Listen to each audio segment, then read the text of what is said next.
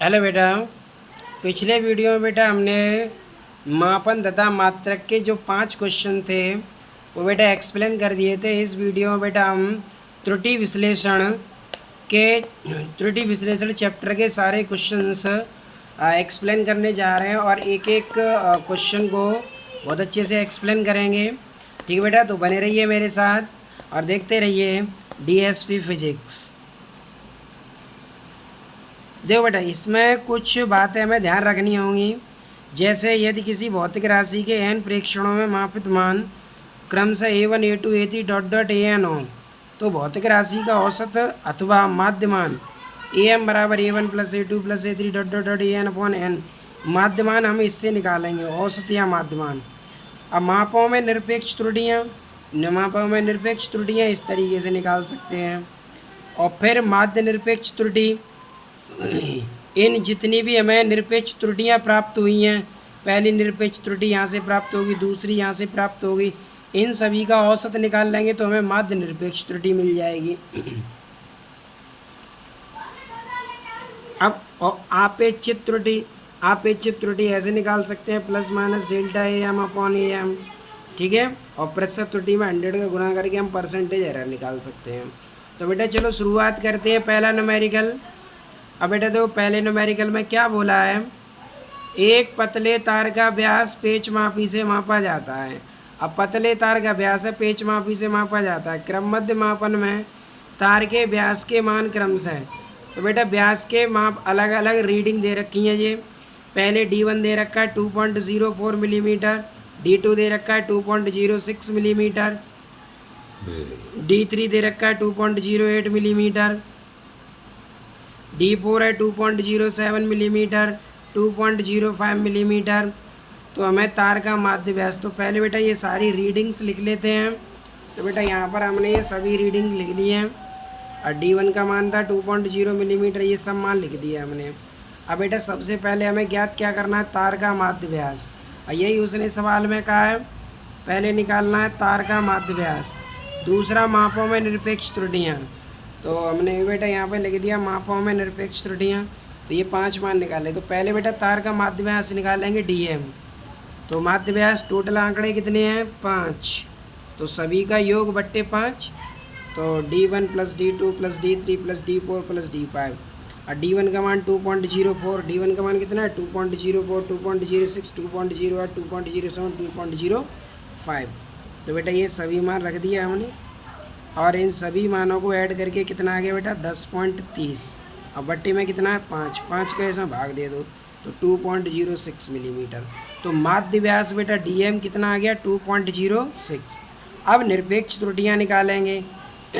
D के मानों में निरपेक्ष त्रुटियाँ, मॉड ऑफ डेल्टा D1, तो DM माइनस D1। और DM क्या है, माध्य निरपेक्ष त्रुटि। इस माध्य निरपेक्ष त्रुटि में से ये सभी मान घटाएंगे अलग अलग। पहले D1 घटाएंगे, फिर D2 घटाएंगे, फिर D3 घटाएंगे, फिर D4 घटाएंगे, फिर D5 घटाएंगे। तो हमें माध्य निरपेक्ष त्रुटियाँ प्राप्त हो जाएंगी।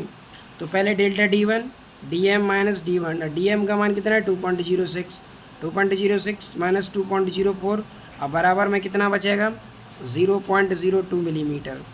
अब ऐसे ही बेटा डेल्टा D2 निकालेंगे, DM माइनस D2, तो DM में से सभी मान घटा देंगे ये, और घटाने के बाद हमें ये मिलेंगे मान। अब इन सब का हम औसत निकालेंगे। अब इन सब का औसत जो निकल के आएगा वो हमें मिलेगी माध्य निरपेक्ष त्रुटि। क्या मिलेगी, माध्य निरपेक्ष त्रुटि। तो हम यहाँ पे निकाल लेंगे माध्य निरपेक्ष त्रुटि, mod of delta D1 plus mod of delta D2 plus mod of delta D3 plus ये सारे मान रख देंगे 0.02 जो अभी इधर निकाले थे क्रम से, ये वाले मान, ये सभी मान रख देंगे यहाँ पे। तो ऐड करके आ गया 0.06, भाग दे दो।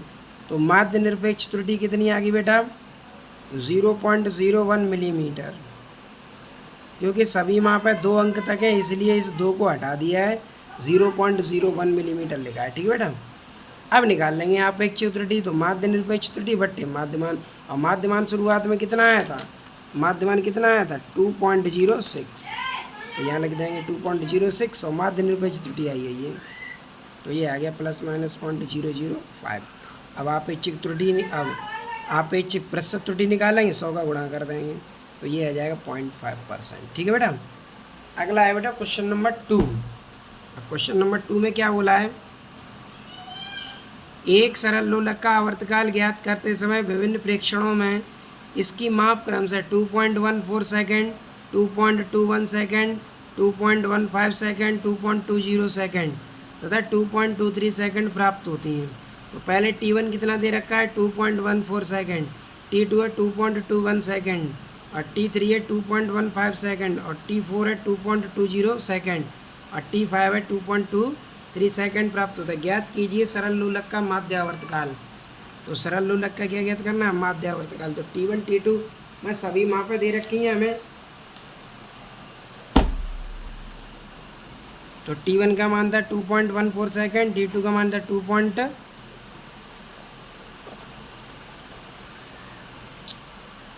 T1 का मान था 2.1 और T1 का मान लिख दिया 2.14 और T2 का मान था 2.21 और T2 का मान लिख दिया 2.21।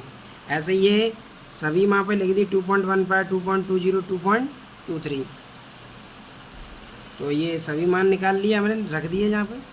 अब जैसे उस सवाल में पहले माध्य आवर्तकाल, फिर माध्य निरपेक्ष त्रुटि, फिर आपेक्षिक त्रुटि, फिर प्रतिशत त्रुटि, ऐसे क्रम से निकालेंगे। तो सबसे सरल लोलक का माध्य आवर्तकाल T1 + T2 + T3 प्लस सबको जोड़ देंगे, भाग दे देंगे, ये आ गया 2.19 सेकेंड। अब दी गई मापों में निरपेक्ष त्रुटियाँ, अब वही माध्य निरपेक्ष त्रुटि में तो सभी मापें घटाओ तो निरपेक्ष त्रुटियाँ निकल के आएंगी। तो mod of delta T1 Tm - T1, ये Tm - T2, ये Tm - T3, ये सारे मान घटा दिए। Tm में थे इस वाले मान में से और ये सारी मापें घटा देंगे, ये सारी मापें। तो यहाँ पे हमें मिलेगा और 2.19 - 2.14 तो 0.05 सेकेंड। और इसको इसमें से घटा दिया, ये बचा, इसको इसमें से घटाएंगे, ये बचेंगे, इसको इसमें से घटाएंगे, ये बचाएंगे। और ये मॉड लगा हुआ है इसके दोनों ओर, इस पर मॉड लगा हुआ है, इसलिए सारे मान प्लस में ही आएंगे। किस में आएंगे, तो निरपेक्ष त्रुटियाँ कितनी आ गई, पहली आई थी 0.05, दूसरी है 0.02 और तीसरी है 0.04, 0.01 और 0.04 सेकेंड है। अब हमें इसका माध्य निरपेक्ष त्रुटि निकालनी है। तो अब इसकी माध्य निरपेक्ष त्रुटियाँ निकाल लेंगे। माध्य निरपेक्ष त्रुटियाँ तो 0.05 प्लस ये सब ऐड कर देंगे 0.16/5, 5 का भाग दे दो तो 0.03 सेकेंड आ जाए। कितना आ जाएगा बेटा, 0.03। ये क्या निकला, ये माध्य निरपेक्ष त्रुटि। अब निकाल सकते हैं आपेक्षिक त्रुटि। तो माध्य निरपेक्ष त्रुटि बट्टे माध्य आवर्तकाल, और माध्य निरपेक्ष त्रुटि कितनी आई है 0.03 और 2.19 भाग दे दो 0.014, ये आ जाएगा इसका मान। ठीक है। अब परसेंटेज निकालना है तो 100 का मल्टीप्लाई कर दो, ये आ गया परसेंट ± 1.4%। ठीक है। अब कोई डाउट है किसी को, दैट्स लिया। अब बेटा तीसरा क्वेश्चन है। अब तीसरे क्वेश्चन में बेटा हमारे ये सूत्र यूज होंगे, जैसे z बराबर a + b है तो a और b के मान में a ± डेल्टा a तथा b के मान में b ± डेल्टा b हो तो z ± डेल्टा z बराबर a + b ± delta a + delta b।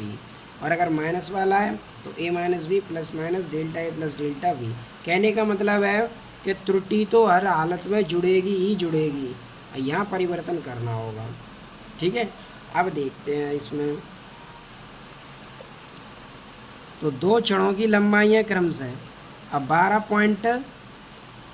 2 क्षणों की लंबाई है 12.4 ± 0.2 और दूसरी है 8.2 ± 0.1 मीटर है। दोनों क्षणों की संयुक्त लंबाई तथा लंबाइयों का अंतर त्रुटि सीमा में ज्ञात कीजिए। लंबाइयों का संयुक्त लंबाई और लंबाइयों का अंतर, टोटल लंबाई पूछ रहा है और घटाया भी पूछ रहा है उसका।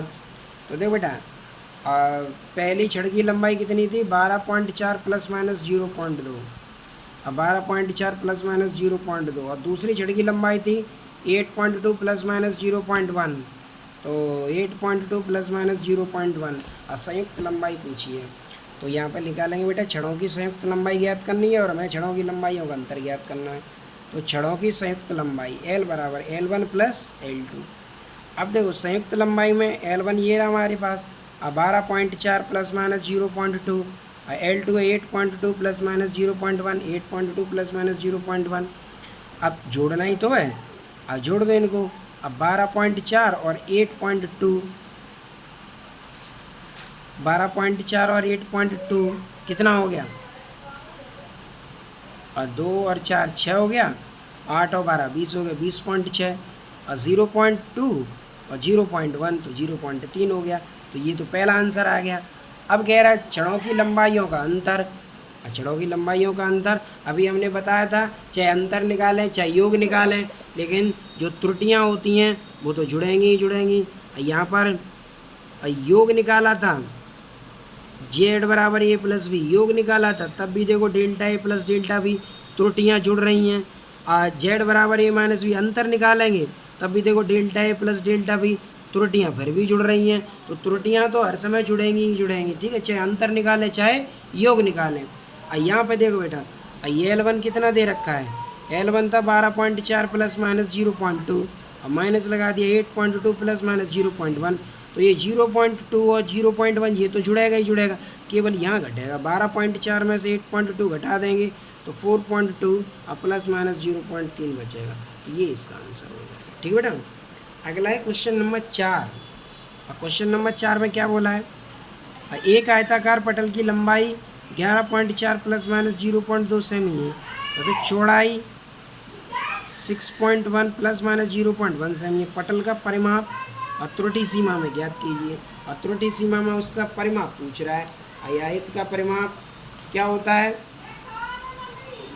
तो देखो बेटा लंबाई कितनी दे रखी है, लंबाई दे रखी है 11.4 प्लस माइनस 0.2, लंबाई इतनी दे रखी है 11.4 प्लस माइनस 0.2, चौड़ाई दे रखी है और 6.1 प्लस माइनस 0.1। अब पटल का परिमाप निकाल लें, तो पटल का परिमाप दूर लंबाई प्लस चौड़ाई।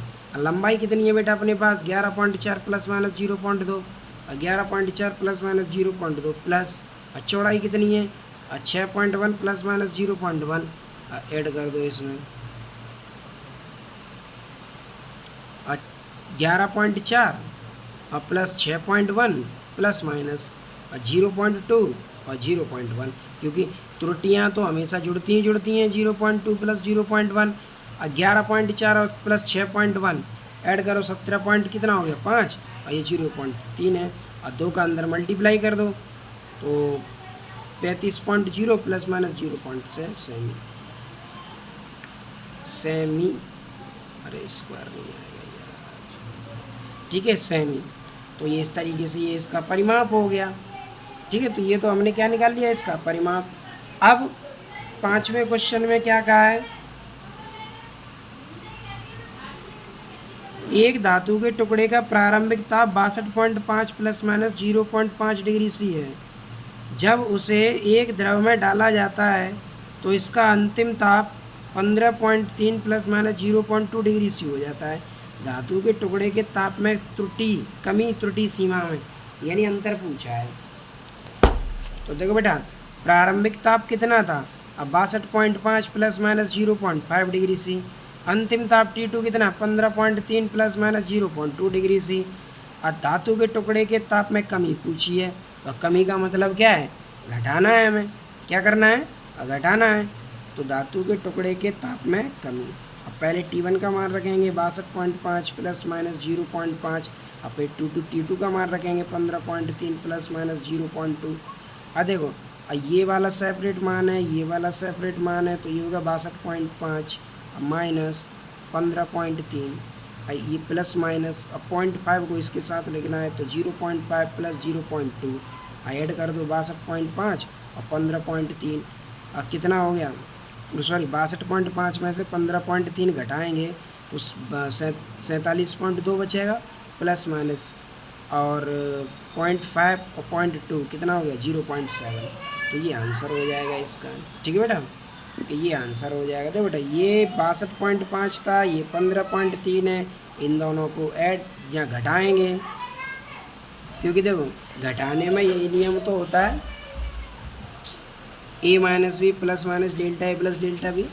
तो वैसे ही लिख दिया बेटा, ये त्रुटि को हमने प्लस में लिख दिया और यहाँ पे इसको माइनस में लिख दिया, इस वाले में से इस वाले को घटा के। Thanks for watching.